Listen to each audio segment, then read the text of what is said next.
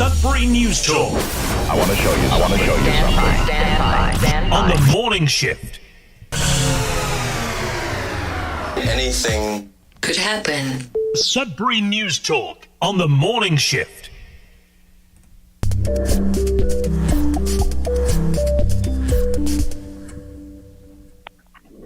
All right. Good morning, everyone. Welcome to Sudbury News Talk on the morning shift. I'm AJ Walsh. Glad to be with you here this morning on October the 27th. It is a Thursday, second last day of the 5-day work week. And so we're 2 more days to go if you work a particular job where you do work 5 days a week. And anyways, I think we're always plugged into that kind of mindset anyways, the Monday to Friday kind of thing and the weekends. And so, hey, we're almost there. And, so thanks for being with us on CKLU 96.7 FM, on the radio, on streaming, on the internet, cklu.ca. Just click on the Radio Player Canada app and the player will just open and you can stream us, and then download the app and you can take us anywhere, anytime on your favorite device. And that's always great. Not only us, but all the other great programming on CKLU, your station here in Greater Sudbury. If you're out of town, that's a way to keep in touch with the community, and it is Sudbury's only campus and community radio station. It relies 100% on volunteer hours and your donations and your goodwill. So thanks for all those that have supported and continue to support it, and those that are thinking of it. We look forward to your support in the future. And all you have to do is they have things that you can buy on the website now, so you can grab a coffee mug or a t-shirt or something like that, and it goes a long way to supporting a really good cause and keeping local voices on the air here in Greater Sudbury. We are also the official broadcaster of the Sudbury Wolves, and this weekend you can catch both games right here on the station on CKLU 96.7 FM. Also, all of those streaming, you can catch us streaming as well. I'm just, my mind is, there's technology going on again today, and things, when you click, it just doesn't happen. So if I sounded a bit distant, that's the reason why. So let's try that again, and let's see how that works. And it looks like so far so good. So thanks for being with us. You can also catch us on YouTube Live, youtube.com/Sudbury, youtube.com/Sudbury News, and facebook.com/Sudbury News. We do have the comments. Looks like they're going to be working today to have them up on the screen. We also have a special co-host with us. Good morning, Julia. How are you doing today? Good morning. I'm super. You're super duper, Julia. Pretty Thanks for coming on, by the way, because I know you reached out to us a couple of weeks ago and you said, you know what? Been watching the show and I'd love to come on if you need me, and I want to be able to contribute, and that's exactly what you've done. You've been on once so far, and what did you think about that experience the first time? It was great. We didn't get too much into the news, but it was nice to be able to add sort of neutral perspective to that the situation that was kind of happening at the time. So.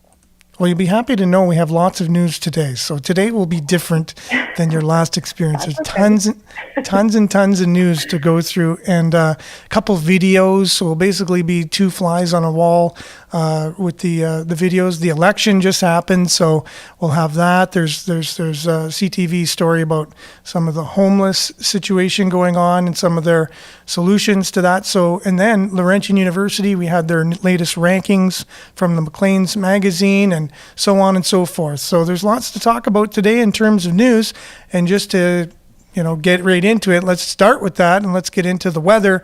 We'll be back with Julia and the news headlines right after this.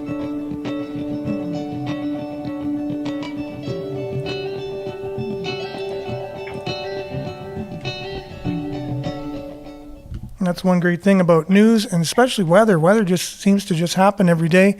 You can't stop it. It's just one of those things. Currently, it's -2 degrees.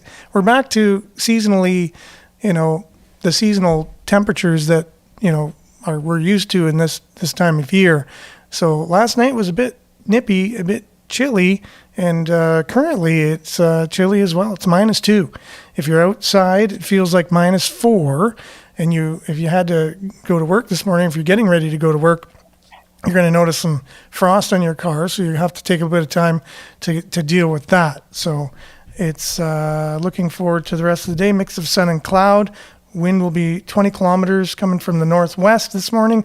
High of 8. So it'll only get to a high of 8. Mix of sun and cloud. Tonight, clearing late in the evening. Fog patches developing after midnight. The low again tonight will be in the minuses, -1. And then Friday, mix of sun and cloud, fog patches dissipating in the morning, wind becoming about 20 kilometers, gusting to 40. That's pretty much the norm out of the south. And high tomorrow will be 9, so relatively the same as today.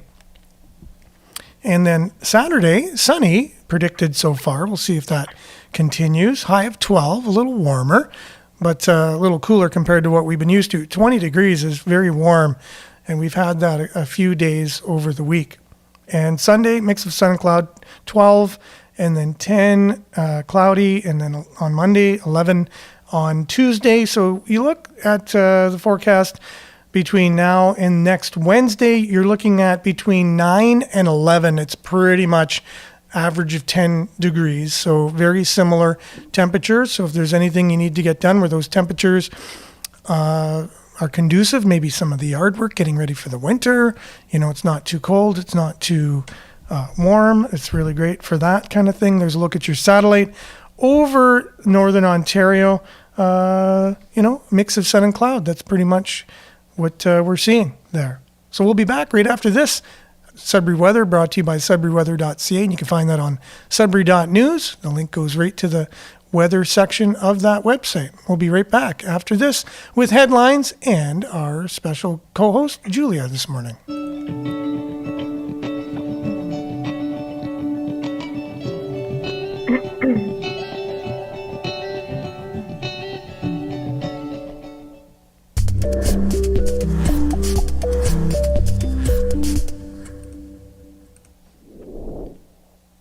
And like I said, Julia, there's lots to talk about. First of all, question for you, and I just want to give a shout out because we do have our comments working this morning. Good morning, Jerome. And good morning, Julia. Thanks for jumping on this morning. And a reminder to keep the comments coming. This is your community conversation, along with, liking and sharing and subscribing and all that stuff.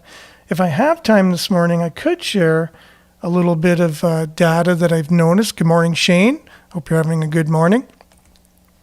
About some of the things, behind the scenes that Facebook, I just wish it was just a regular platform that just worked. And good morning, David. Thanks for being here. Thanks for hopping on. Thanks for giving a shout out. Facebook, it says, on our video, it'll say something like, you have 11 likes on your video, but then you go back into the analytics and then it says you have 40 likes. So there's something going on where they don't allow all of the likes to come on the main page to show everybody, hey, wait a minute, this video actually had 40 likes, not 11. And if you go through all the page and let's say someone's coming on the page for the first time, it says, 4 likes, 10 likes, whatever. But if you go back, it'll say 30, 40 in the analytics. So it's not updating the likes on the main page. And what do you think if you look at a video, Julia, and it says 10 likes as opposed to 40? What goes through your psyche if you're looking at a site for the first time, you're looking at a Facebook page and you're thinking, I don't know, is this Sudbury News something I'd like to be checking out? And you just kind of scroll through. Have you ever done that to someone's Facebook, whether it's a business or a personal, and you see, they got 0 likes or 1 like? What does that tell you if there's less likes or more likes? Well, that used to matter to me. Okay, yeah. It doesn't anymore now that I've sort of learned about a bit more about algorithms and impartiality. And so I try to give everything sort of the benefit of the doubt, but I think that most people do not, and they might just scroll past. Yeah.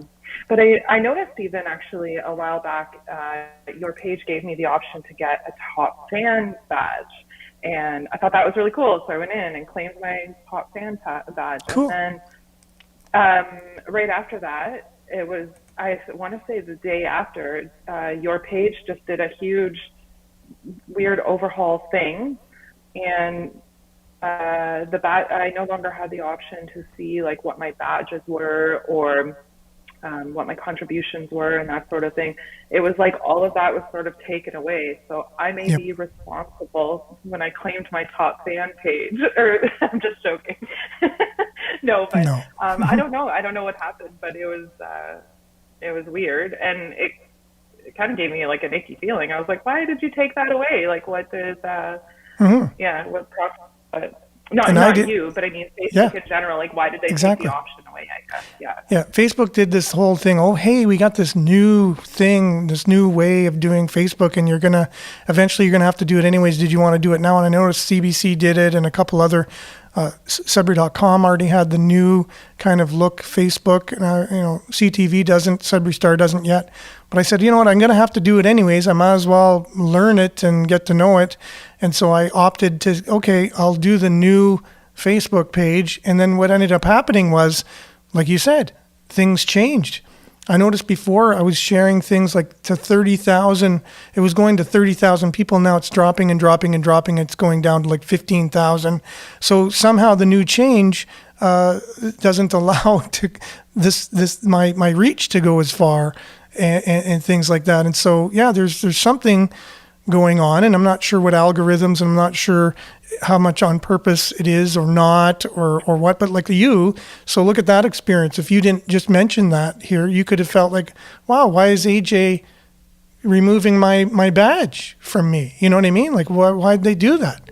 Meanwhile, not realizing it was just Facebook. I just sort of realized that Facebook, I think that with the way that sort of the laws are changing in the U.S. and it's being debated in everywhere really about what responsibility Facebook has as a platform and what each individual page has as a platform as well.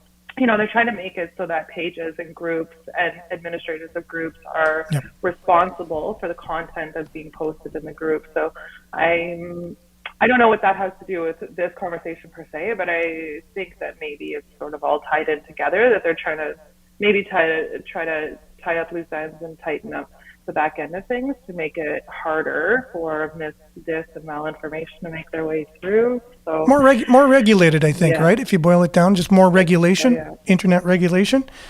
I did a really great kind of thesis type thing, essay in university about this. The internet used to be like the Wild West, like anyone could just go out there. And it was like, we thought it was going to be the savior of freedom of speech and all this, because everyone can just do whatever they want and it's just going to open everything up. And then the more we saw that everyone's like, well, wait a minute, it can't really, because then people are saying things that are offending other people and it's needing to be regulated and all these things. And so it's going to be really regulated. It's going to be just like anything.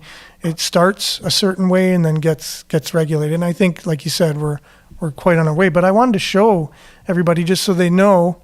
And Jerome says, do you both understand Bill C-11? Are we going to stop them? Yes, Bill C-11 is exactly what you're referring to in Canada. It's the regulation of the internet, of media, freedom of speech, these types of things. They're really kind of honing in on regulation on that.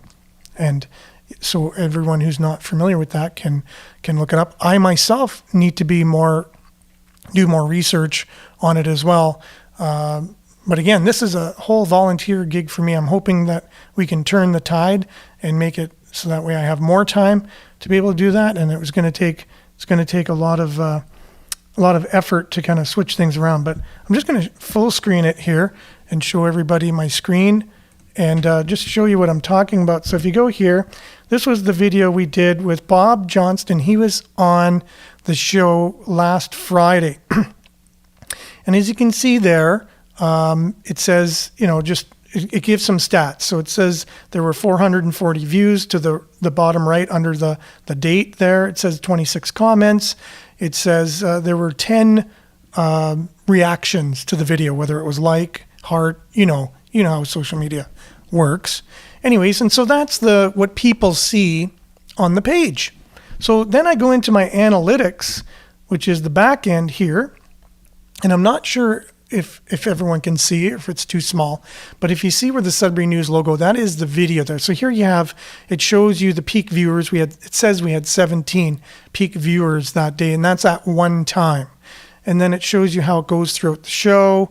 And then underneath the Sudbury News logo, to the bottom left of it, it shows the reactions of the video. And there it says 40. So it said 10 to public, and here really, in reality, we had 40, but it's not showing everyone that there's 40. So why is there reaction buttons on social media if they're not to show others or to just have them be public when you like it? So if I didn't know I could like a video and it wouldn't show it to people, that it was just going to be only show certain people or only show certain likes. So that started getting me like, okay, what's going on? And their numbers don't add up. Like it's not like it adds up. Like there's things going on. Things don't jive when you look at all of how many views, when they came on, when they came off, comments. It also shows down here. So it shows the audience engagement. There were 37 likes and there were 3 hearts. So it says engagement 103.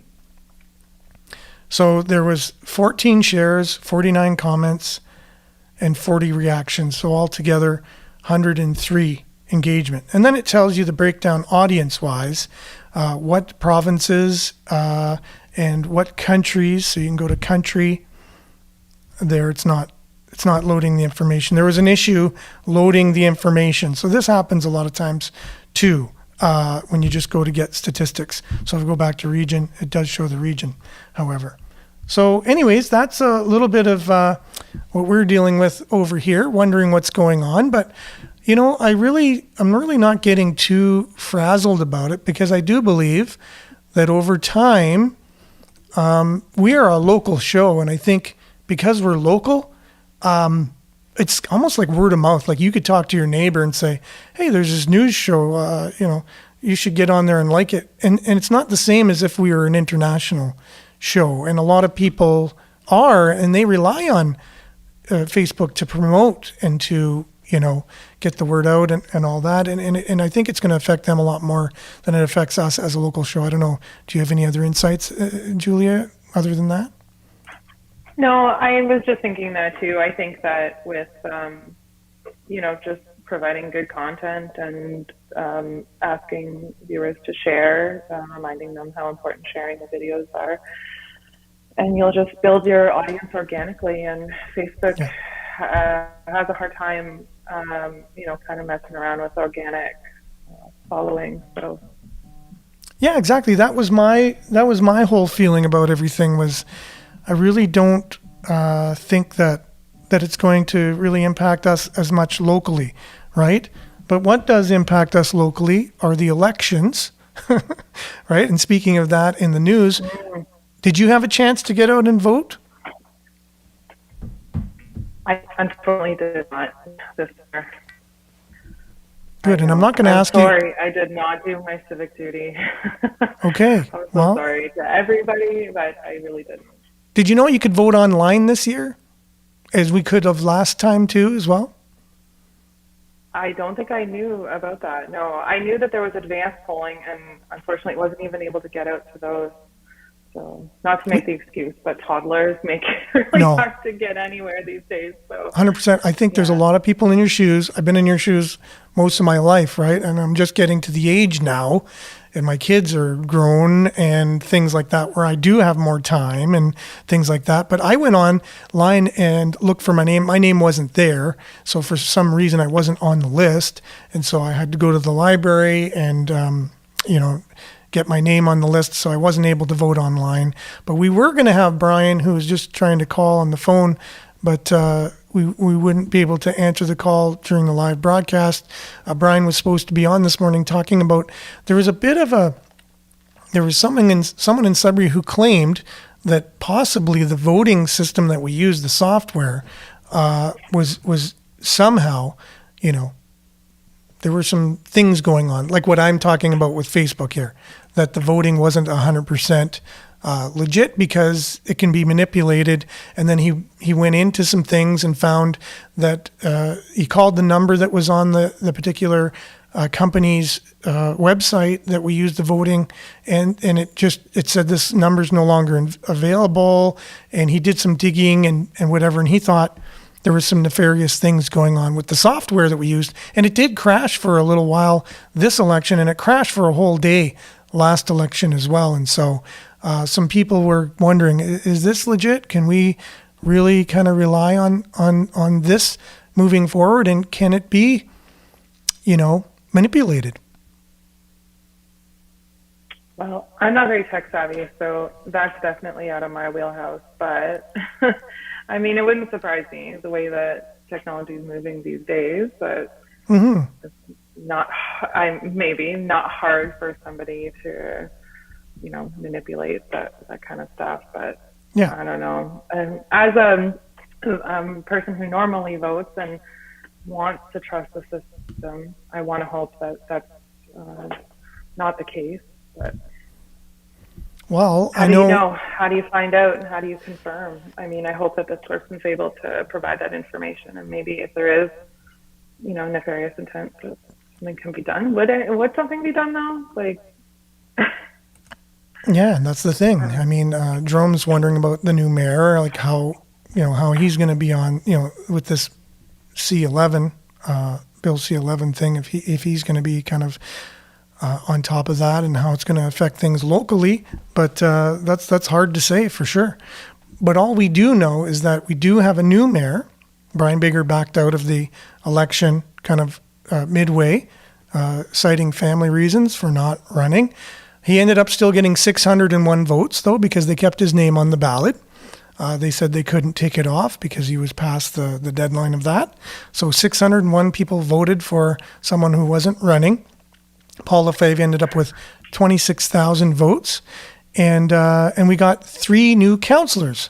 So out of what we had before, there's 4 new people, 4 new faces in as mayor and city council.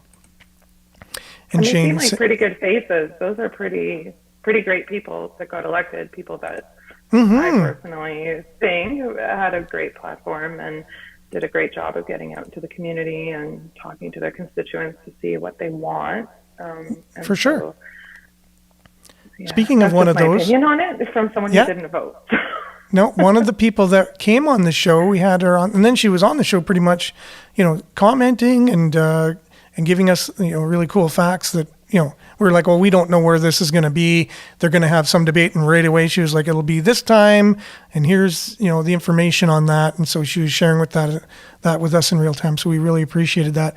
And that's Natalie Labby. She's Ward 7. She was voted in, and she's having a voter appreciation party, meet and greet. That's on Sunday, October 30th. That's just right around the corner, a couple days from now. Cape Real Curling Club from 1 to 4 p.m. Come say hello, live music, and refreshments. So I don't know if Natalie's going to be singing there as part of the live entertainment, but we'll have to see. But for now, I have something I wanted to share real briefly, and that's the CTV sat down with Natalie and one other candidate, and basically got some of their feelings on being the newbies on the block. So let's just take a look at that, and we'll be right back. Back here at home, as the dust settles from Monday's municipal elections, there are a number of new faces on local councils across the north, and among that group, some new people who are stepping into city politics in Sudbury. CTV's Ashley Bacon has more. Mike Perot is new to municipal politics and is looking forward to the challenge. He says he was surprised to knock off incumbent Bob Kerwin, but thinks some new faces will bring a fresh perspective to council. I think it was just, a message by the constituents that they wanted a different direction from the representative. And for me now, it's to take that and kind of follow that direction and meet those expectations over the next 4 years. Perot says when he started campaigning in June, people told him they were concerned with bad roads and the cost of living. But going into September, things changed. It changed to priorities affordability. People are feeling the squeeze, the natural gas going up, hydro going up. They're so concerned they're going to be squeezed out of their homes. That dominated many of our conversations, I would say, coming up to the election day. I'm going to call Kim after there. Everyone's... Natalie LeBay is also new to council in Sudbury, but does have experience in municipal politics in another northern town. Is those community outreach opportunities and my knowledge of volunteer development, recruitment, community development, economic development, tourism. Just my love of community, I think, is going to resonate deeply with the rest of the people in my ward. And as someone who works with seniors, she says affordability is also a concern for her constituents. There's so much inflation going on. I think the responsibility of the council is mostly just to keep our property taxes manageable so that people aren't pushed out of their homes, especially seniors or people on fixed incomes. The other newcomer to council is Pauline Fortin, who won the city's Donovan West End part of the city. With just under 3 weeks to go before swearing in, both councillors say they will be building connections with the community and their counterparts on council. The inauguration is November 17th. Ashley Bacon, CTV News, Sudbury. Yeah, so there you have it. What do you think? I don't know. So they didn't talk to Pauline, who got in, but we do have some comments from her from Sudbury.com, so we'll get into that. So yeah, pretty much Valley East was affected with Natalie and Mike getting in. Robert Kerwin, did you hear what the difference was in that, where Mike Parent, how many votes he got compared to Robert Kerwin?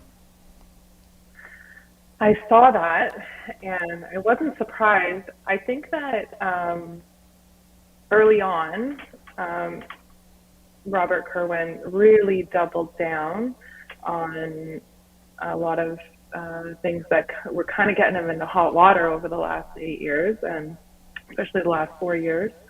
And then, to have one person come in and say, no, we're not doing any of that.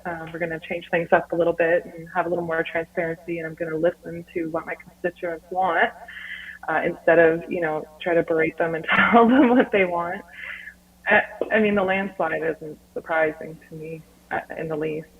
From anybody that I spoke to, and anybody sort of in my generation, or even, my parents' generation, all shared with me that they were pretty done with that. So. Yeah, if I could give him some public relations advice, it would have been not to do what he did, and not to do it as much, because he was in the media almost every day. He was writing stuff, and he was digging a hole each time he would have been better off not to say anything. Well, and I'll say, I think that, I think that Renee, I'm in Ward 6, and I think he's a great counselor, as counselors go. But one of the things that he does great is he stays quiet, and he doesn't get himself really into hot water with opinion pieces every other day. So not to say that counselors shouldn't have an opinion. I think that they should, but I think that when your opinion is mostly about why your constituents are wrong, it's not really surprising that your constituents don't want you to represent them, because you don't represent them. Yep. So. And I think I get a good vibe from Mike. I don't know, like just a gut feeling, just hearing him talk. I mean, but one of the issues they both talked about was the economy. Now, and I'm wondering, can council really affect the economy all that much, like on the ground, like locally? Or is the economy more affected by international and national components? Well, I think they affect the local economy when it comes to property taxes and building legacy projects. So, when we see our property taxes being raised each year, and utilities and that sort of thing, and then we see massive legacy, projects going up. It's a small piece of the economy, but it's enough that I think it affects some people. So if your, property taxes are going up each year, So they are able to affect it in those ways. So they are able to do certain things, like you said, hopefully utilities in some way, like municipally, they can do something about that. And like you said, property taxes, and maybe manage your money more effectively. I know Paul LaFive was talking about we already borrowed $200 million or whatever, so we got to put that towards something. And then in my mind, I was like, well, one of the things is you could just pay the bank back. But he didn't mention that. You could just put it towards the loan. That's what I mean. Yeah, just pay the loan off and you're done, right? Or whatever. So, I often wonder what it must be like to be somebody who's, because I haven't experienced homelessness myself, but I wonder what it must be like to be downtown, trying to find somewhere warm to sleep. And meanwhile, you look over and you're watching these machines build this massive, what's supposed to be this beautiful glass building to house art and books. And I can't imagine what a slap in the face that must be. I mean, it's the location is just so bizarre as well. It's literally right exactly where everybody is struggling. That's true. Or where a new arena could have or should have been built, arguably, or whatever, right? So there's a lot going on here. And you basically did a really great segue for our next story, and that's there's some initiatives being put towards trying to deal with the homelessness in Sudbury, and it's a story from CTV. So let's check in on that again. I'm just going to full screen it again, and we'll be back right after this.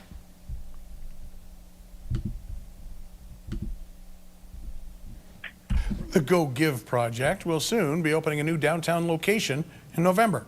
The new home will come as this nonprofit group is coming up on 2 years of helping the vulnerable people in the community. More from CTV's Molly Fromer. The group operates mainly in the downtown core, 7 days a week, beginning at 9 in the evening until 2 in the morning. There's just been such an influx of individuals who are suffering from homelessness. We are going through an opioid pandemic throughout Ontario, Sudbury being disproportionately affected by it. We felt that, there has to be somebody to be looking out for these individuals at nighttime, and that is what we do. We do drive around, we take the services to the individuals. We came to learn very quickly that there is a large population of uncognitive clients that necessarily don't have the abilities to navigate themselves. So we really try to help get those individuals in particular to the pre-existing resources within our community. The city says there are currently about 180 people who are homeless in Sudbury, many of them unsheltered or in encampments. Last year, the Go Give project encountered 32 overdoses within the city. Unfortunately, 2 of those were not reversible, but we did attend to over 30 individuals where in a setting where there was nobody else at the time around to attend to them. So we see it as a very crucial and a very important service. As of next month, the group will officially have its own space, located here on Durham Street in the downtown core. We're also excited to, be here doing this. We didn't expect it. We weren't necessarily planning it, but we're here. We're ready to jump in even further than we already were, to build that capacity and, just reach more people. Elise says having this new space will not only provide relief to the volunteers, but it also makes it easier for the group to connect with clients. So this definitely allows us to centralize all of our operations, and it's going to alleviate the load off of many of our volunteers. It's also going to provide a central location for our supporters to stop by, see what's going on, and they'll be able to drop off their donations there as well. The people running the Go Give project say they're welcoming donations, especially of coats, mitts, and blankets in order to prepare individuals for the winter. Molly Vromer, CTV News, Sudbury. So it seems like they're going to kind of be like the umbrella organization for homelessness downtown, if I get that right. It seemed like for years there was who's going to take care of it. I had friends even who just started things up out of thin air to deal with the problem and homelessness. It almost seems right now that this group, the Go Give Project, is going to maybe take some of the reins. Is that the same impression that you got from that? Yeah, well, it was something that I noticed actually even listening to it the second time. So I think initially some people might think that this is, first saw it, I thought that maybe it was a housing center or something to help people get into somewhere to sleep at night. That is not what this is. And when I finally listened to it the first time, and now the second time, I'm realizing a little bit more about what their services are. So I think that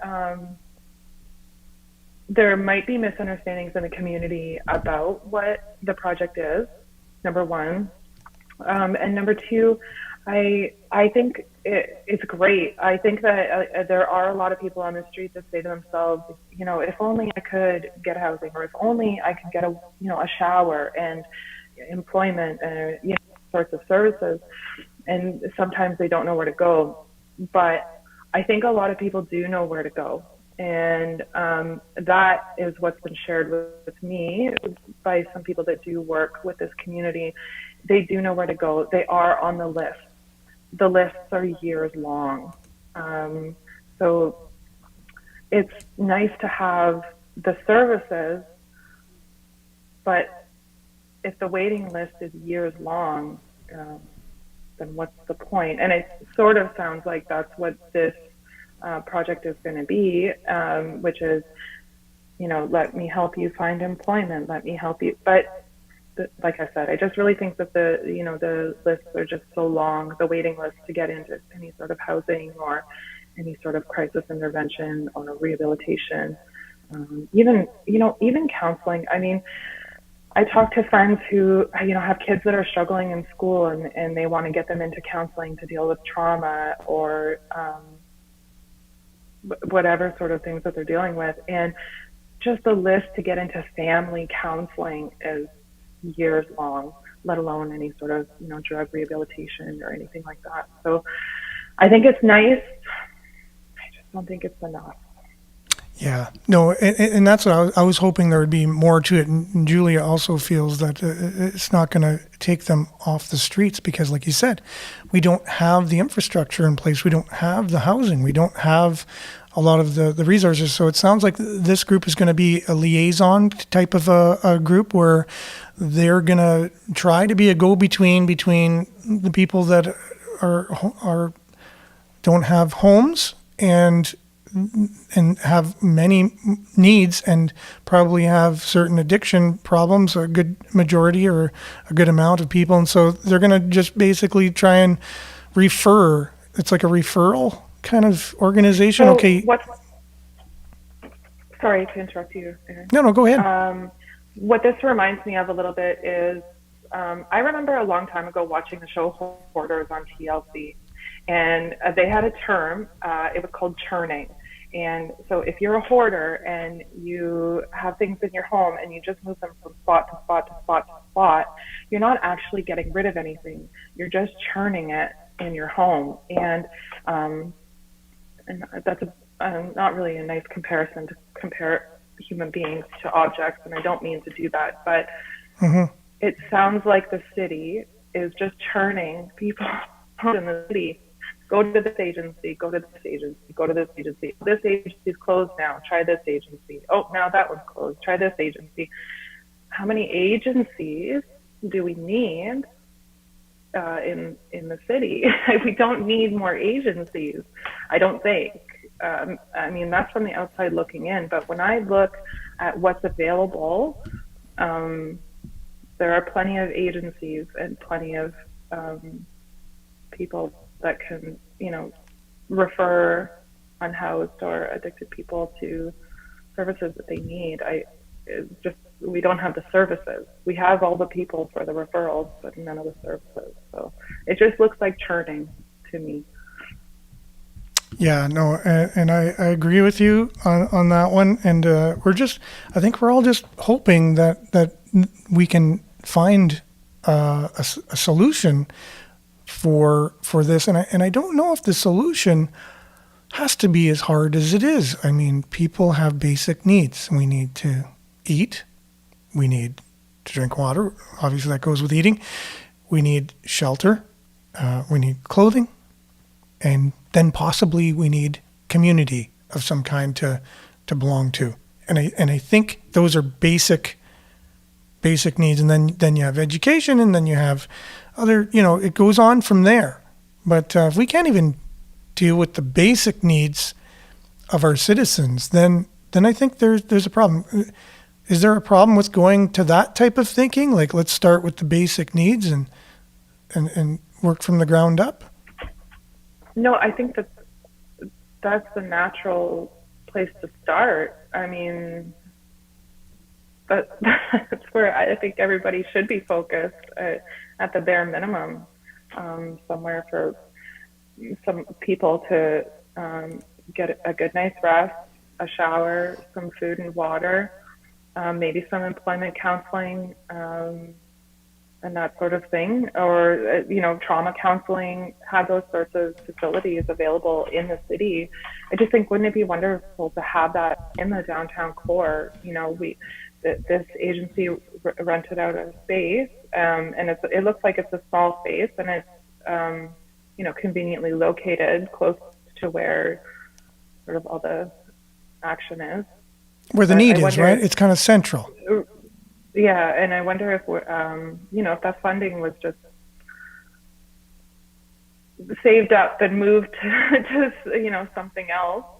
I don't know. I don't know what the solution is, but I know that the solution isn't more agencies and more referral services. I don't think that there's a lack of knowledge. So yeah, in business, and if you look at it like a business, and it's everyone, when you hear the word business, they think cold and it's only for money and these types of things. But if it was looked at like a business does, a business also has to survive, which means it has to be successful, which means you have to have a plan in place, and then you have to execute that plan. So you have to think beforehand. And I used to, do consulting for business plans and for my own business too. I've had businesses with a business plan and businesses without.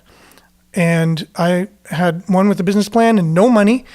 And I did the business plan and I felt very confident before I even put one foot in front of the other. I knew the business was going to work because in the business plan it worked, because I knew I did my research properly and I went out and it worked.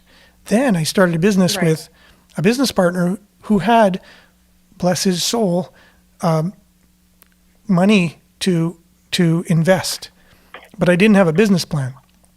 And so I learned you can't be successful just because you have money.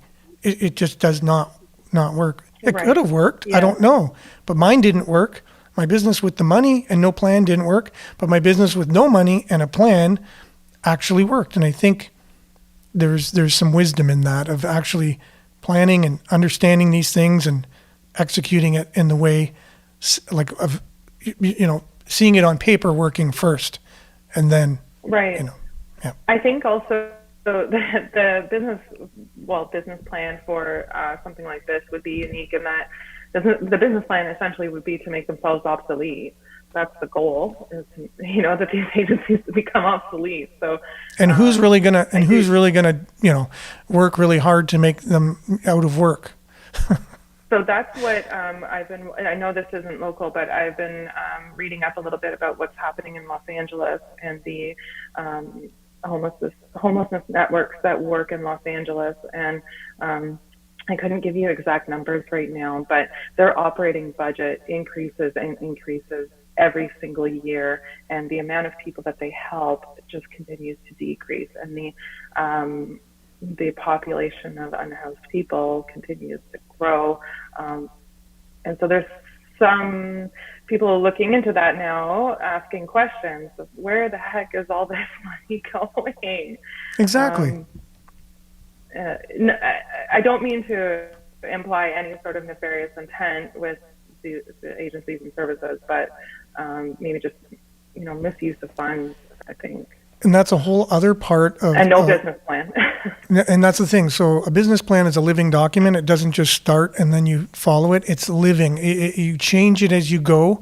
And a lot of it is looking at it, assessing how things are going, and looking at things after the fact and saying, okay, we did a marketing campaign. How much did we spend? How many clients did we get for that? What worked? What didn't? And I think a lot of these things aren't looked at the same, because organizations will could possibly, if they want jobs, They imagine they put a report together saying, yeah, we're absolutely not effective at what we're doing and it's a waste of money. They would never, I don't know anyone in their own mind who would do that in an organization and say, we're not effective. They're not going to say that. They wouldn't receive funding anymore. That's what I mean. Like government grants or anything like that. But yeah. I think also this topic gets challenging because when you're dealing with, traumatized people or people with addictions, it's so cut and dry. I mean, in my own experience with, having someone in my life that had an addiction, it seems like it's so easy to just fix the problem, to stop doing the drugs, just apply for housing, do the things, follow the steps, and you too can live this beautiful, successful life. But when you're dealing with someone who has trauma and has an addiction, it's completely, and I think sometimes, inadvertently, these the people they churn themselves in the system, and there's not really a solution. You can't make people try to fix themselves or fix their lives. You can't force it. And so at the end of the day, I mean, you could have all the money in the world and all the business plan in the world, and until you start getting to the root and having trauma recovery and that sort of thing, it just, the agencies and the services just don't make any sense to me unless they come up with an agency that provides trauma counseling, specifically trauma counseling and addiction counseling. Mm-hmm. And like you said, I can't see the benefit of any of it. Yeah, and it is, like you said, very complicated. And Miles brings up a point too of even the climate here. If you look at other cities, we're in a different category. Anyone here and north of us would understand, some of the problems we have even with the climate and things like that put us even into a more critical situation with homelessness. Like you can actually freeze outside and die, whereas if you were homeless in LA, that's not one of the issues you'd have to deal with. But one of the issues you'd have to deal with in LA is the crime rate and let's say a homeless person in an encampment or whatever could murder another one, and no one would know any different or whatever. They would just be looked at as, oh, they're just in the streets, whatever, just take them away or whatever. And I'm looking at it very pessimistically, and I'm sure I would hope that doesn't happen, but I really do feel that there's a chance that could. And along those lines, CTV, and I haven't watched this yet, but hopefully it's an actual story and not just a B-roll. But someone was arrested for having a handgun downtown yesterday. So let's just, hopefully this works. So let's go here.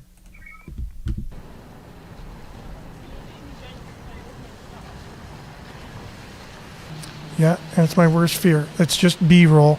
So we'll get to the story here as well. Just background noise. So here's police getting somebody. I think it was at the bus depot, and they basically arrested somebody for a handgun, but it was like a toy gun, and so they figured out later it wasn't a real handgun. So, but I don't know why someone's walking around with a handgun. A toy handgun downtown. Yeah. Who knows? Why does anybody do anything, Aaron? I have no idea. No idea. So Brian, I guess, is on the YouTube feed here. He's saying he's so sorry he wasn't able to come on. He was having connection problems. Hasn't been able to connect, but that's okay. This next time you're on the show, we just do a quick run through before the show happens. Come on about 15 minutes early. That way, if there's connection issues, then we know about that. So that's for anyone who wants to come on the show. And I really put it out there. I know Marco is looking at coming on the show. We're going to have him on. He did the same thing as you, Julia. He just reached out and said, "Hey, if you guys need somebody on, I'm willing. I'm a willing candidate." So we'll have Marco on very shortly as well. So this last thing to talk about before we're done, and I hear some noises I going have on. a baby going in You, the background. you I'm do. so And so if sorry. you have to leave, that's perfectly fine, Julia. I should go so everybody Yes. doesn't have to listen to her scream in her daylight. That's okay. Thanks for She's being with back. us Like, today. "Come and get me." Look forward to having you on soon again. Oh, thanks. Bye, Okay, have a good everyone. one, Julia. Okay, bye-bye. So that's Julia. She's with us, whenever she can, whenever we have the need. But let's, I need to get another screen here. I'm not sure how that happens whenever somebody leaves, but here we go. Let's try that. And it worked. Laurentian University, last in reputation in Maclean's magazine survey. Oh, last comment here from Miles. The safe injection sites are supposed to help alleviate the drug situation, but from hearing about short-term problems, there are about 3 to 4 ODs a day. Oh no, someone told him at work. One of them in Edmonton. So someone in Edmonton, they have 3 to 4 ODs a day. That's not cool. So yeah, the situation downtown, the situation that we have with the opioid crisis, with homelessness, it's not an easy one. It's going to take, I don't know what it's going to take, to tell you the truth. Maybe I got to dig in my own heels and try to put together some type of a tentative plan and shop it around somehow. I don't know. What do we do as citizens, right? It's our city. We hope elected officials are there to do things. We're hoping at every level, municipal, provincial, federal. But homelessness has been around since as long as time.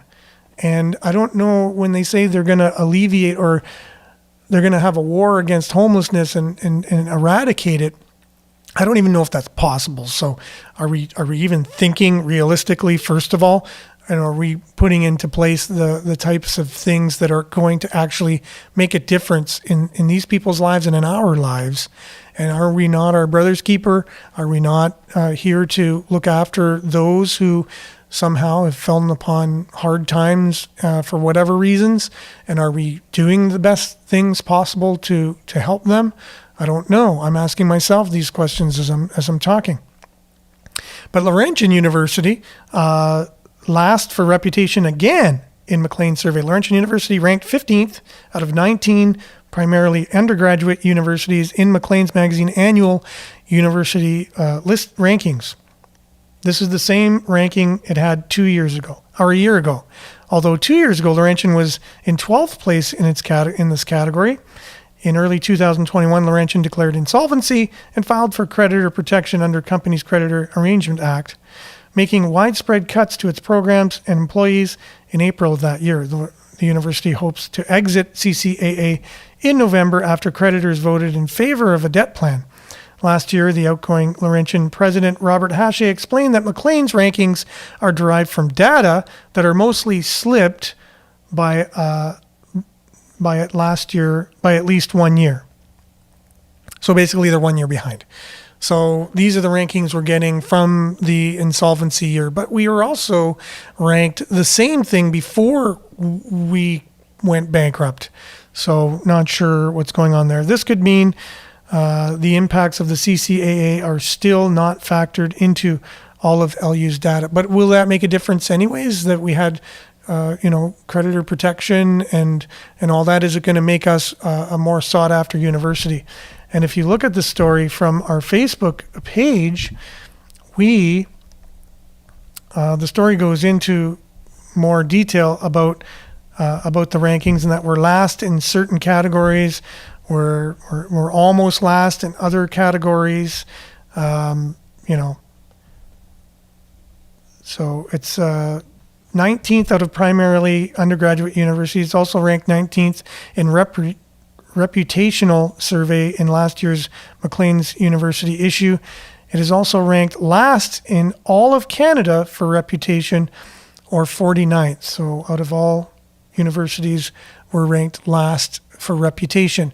No surprise there. I mean, if you graduated from a bankrupt university and it's national news, which it was, and you're applying for a job, what does that do for your reputation? We know what it does for our reputation if we go bankrupt. Personally, we got to go through 7 years of crap, basically, until we can get our reputation back, so to speak. So on that note, we hope that Laurentian from here on in can move up the ladder and be ranked a little higher. We got lots to be proud about with the university. We're in a mining town with a lot of niche expertise that I think we could really bank on. The SPAD program, the sports program there is acclaimed, and I think if we can do a lot, maybe they can hire a public relations professional to work on our rankings somehow, and that could help.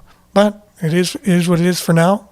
So thanks for joining us today. Thanks, Julia, for coming on. Thanks to you for commenting and liking and sharing and subscribing and all that stuff.